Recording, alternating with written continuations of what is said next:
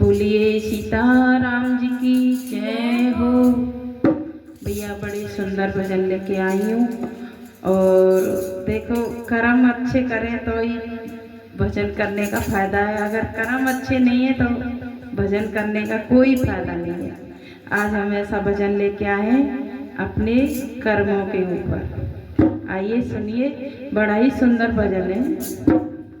बोलिए सीताराम जी की जय हो। कर्म खोटे तो ईश्वर का भजन करने से क्या होगा। कर्म खोटे तो ईश्वर का भजन करने से क्या होगा। किया पर बिना कुछ भी खाने से क्या होगा।